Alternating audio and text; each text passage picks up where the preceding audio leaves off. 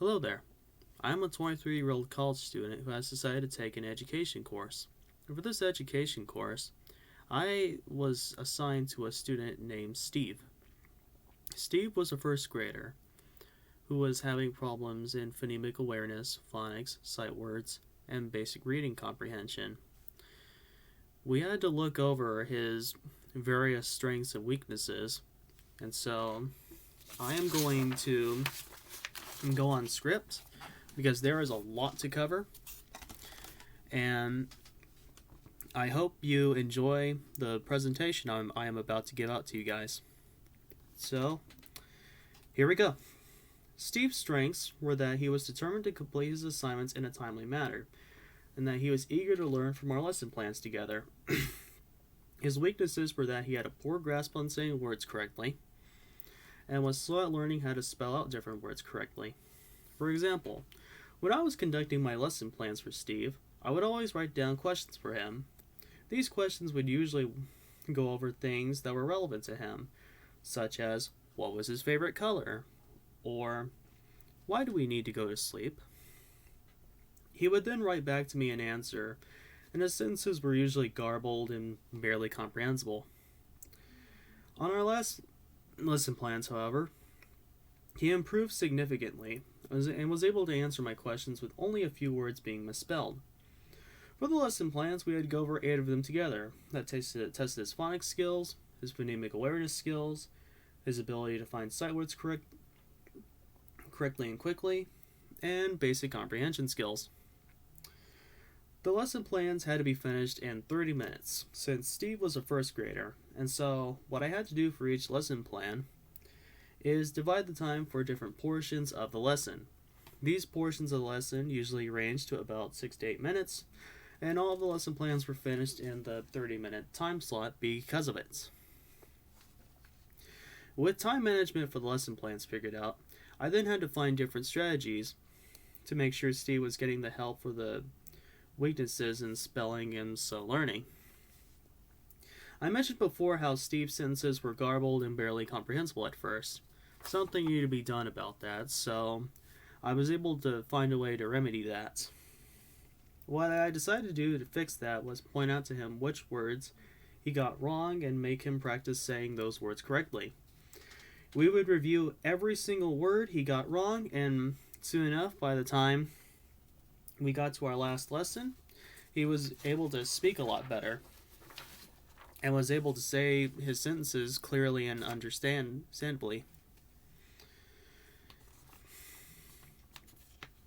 I also created fun games for Steve to do when we were working together that tested his mental skills. And today, I'm going to show you each game I made and what they were intended for. So, let's begin. For the first game, I needed to focus on phonics. For phonics, I needed the student not only to look at the letters for words, but also speak them out loud.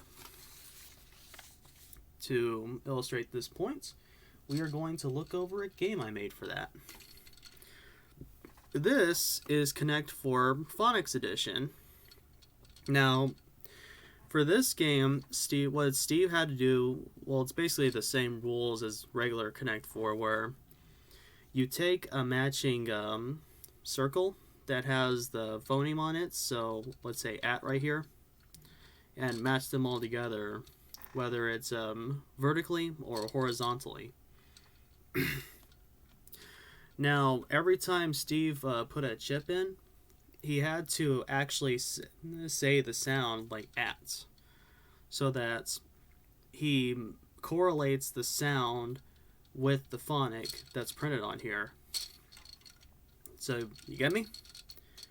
He's able to understand what the sounds and the phonics are and put them together.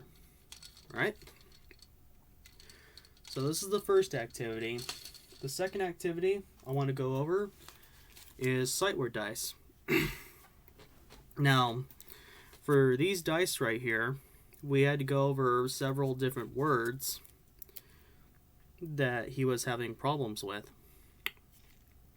And so, for this game, Steve had to roll out all of these words that were printed on the dice and say them in about 8 minutes, or else he would lose the game. And so it was pretty interesting making these. That I took some like red paper, marked down the words that he needed to look over, and yeah, it was interesting making this game. All right. So the third game I want to go over is about phonemic awareness. Now, for phonemic awareness, I wanted Steve to understand that different phonemes can sound similar to each other. And what I would do was that I would take a domino, such as this, and I would place it on the table for him to look at. Now, Steve was assigned 5 dominoes that each had a phoneme on them. So I want to show you what they are. So you got this, 2, you got this, 3, got this, 4, got this, 5. And so the point of this game was to match all of the phonemic dominoes together by a similar sound. So let's say the letter F, like F, it goes with a letter like PH, F. See what I mean? They're both similar. And so the letters I specifically chose for each domino would sound similar to each other. And so if Steve were to put all of them together with whatever domino I had lying around that correlates to his 5, then he would win the game. Alright. That about wraps that up. And now I want to go over basic reading comprehension. Now, for the fourth activity, I would use, like Steve would read to me 1 book, and I would read to him 2 books.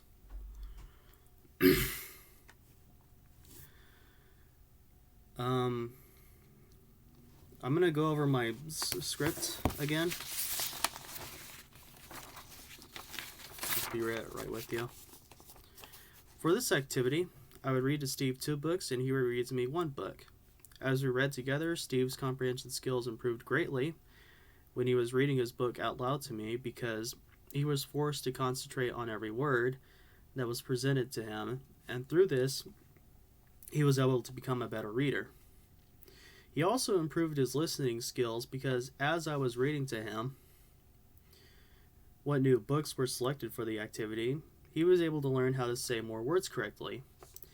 In a sense, the reason why reading is to learning as learning is to reading is because as he was listening to me, he was able to understand how to speak out words better, and whenever he read to me, he was able to learn about new words and break them down. Learning for Steve became something he wanted to do instead of something that was required for him. It is because of this desire to learn he became a better reader.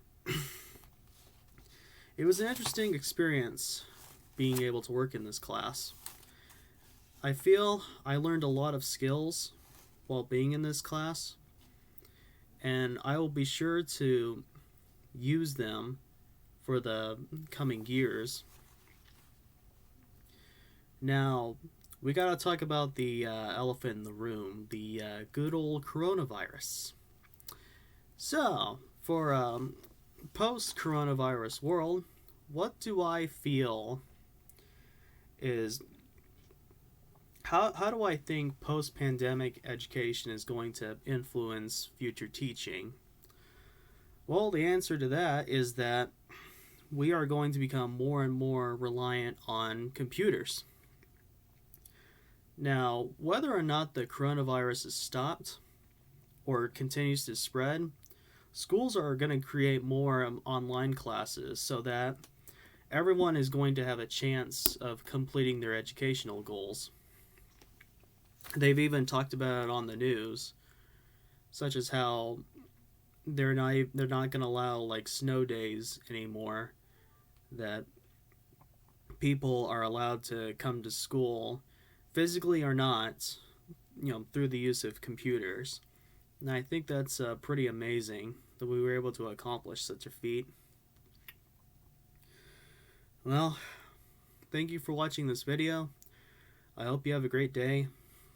Stay safe, everyone. I'm glad you watched this whole thing. I really mean that. Thank you. Have a good day. Take care.